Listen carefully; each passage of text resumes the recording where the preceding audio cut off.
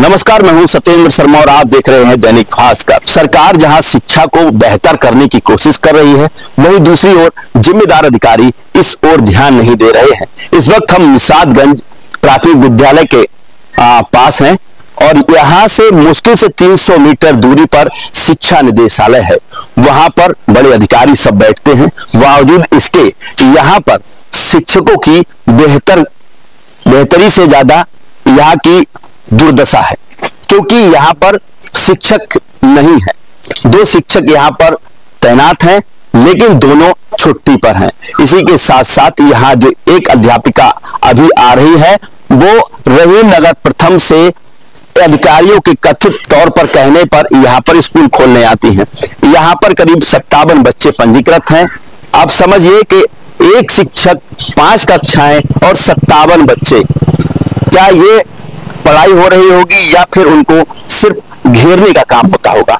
ये हालात हैं शिक्षा निदेशालय के 300 मीटर दूरी पर। इस तरीके की तस्वीरें कहीं दूर दराज के किसी छोटे जिलों की होती, देहात की होती तो मान भी लेते, लेकिन जहां मुख्यमंत्री बैठते हैं, जहां डायरेक्टर बैठते हैं, जहां प्रमुख सचिव बैठते हैं, मुख्य सचिव बैठते हैं, वहां इस तरीके के हालात हैं। मतलब सरकार जो अच्छा करना चाहती है, अधिकारी उसको बुरा करने की कोशिश कर रहे हैं। अंकल जी, क्या नाम है आपका? निषादगंज जो स्कूल है निदेशालय से नजदीक है, क्या यहाँ शिक्षकों की कमी है? सर, कितने शिक्षक हैं यहाँ? अब यहाँ पर 57 बच्चे हैं। हाँ, ताला पड़ा हुआ है। ताला पड़ा हुआ है तो ये स्कूल खुला होना चाहिए ना। अच्छा, क्या होना चाहिए? क्या शिक्षक बढ़े यहाँ पर? हाँ, शिक्षक बढ़ाए जाए और बच्चों की परवाह की जाए उसकी। बीमार है, कुछ ये पता क्या है, बीमार है वो बीमार है। एक तो थोड़ी लंगड़ी है, वो भी बीमार है, जो दूसरी थी टेल्पर भी बीमार है। अच्छा, दोनों बीमार है। उनको नाम स्कूल रोज खुल रहा है। ये स्कूल तो खुल रहा है रोज। अच्छा, जो है इसमें अभी आती है इस समय, अब स्कूल तो रोज खुल रहा है। अच्छा, जो मैडम है इसमें वही आती है, केवल वही आ रही है। कितने दिनों से? अरे जब से वो नहीं आ रही तब से। अच्छा, तो यहाँ पर कितने बच्चे यहाँ पर कम हुए हैं क्या पहले से?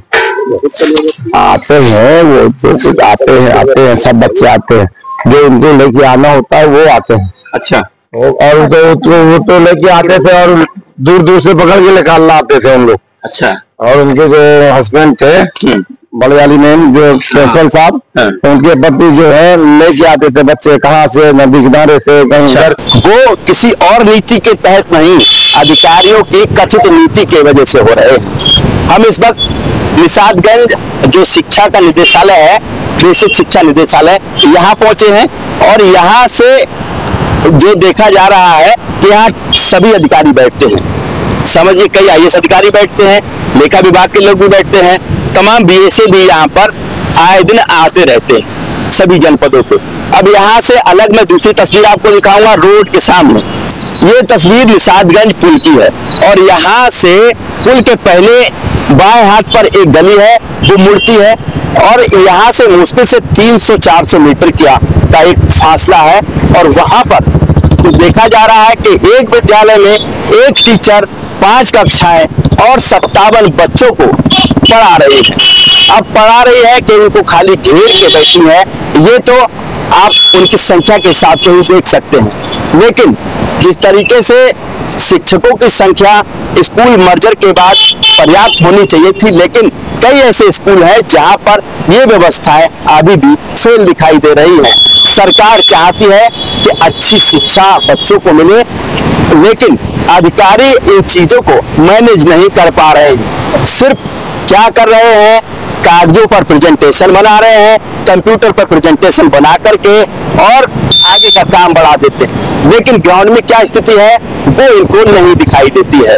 शायद यही वजह है कि तमाम अधिकारी तमाम ठेकों के टेंडर और अधिकारियों और कर्मचारियों और अध्यापकों के ट्रांसफर पोस्टिंग के खेल में ही पूरा समय बिता देते हैं। ये सवाल बेहद चौंकाने वाला है और बहुत बड़ा भी है। सरकार को इस अधिकारियों पर भी कार्रवाई करनी चाहिए जो जिम्मेदारी से अपना काम नहीं कर रहे हैं। मात्र 300 मीटर की दूरी पर इस सरकारी स्कूल की जो हालत है वो आप देख सकते हैं, क्योंकि जिस तरीके से होना चाहिए कि अध्यापकों की जो कमी है उसको दूर किया जाए, लेकिन सिर्फ कागजों में ही उनकी पूर्ति की जा रही है।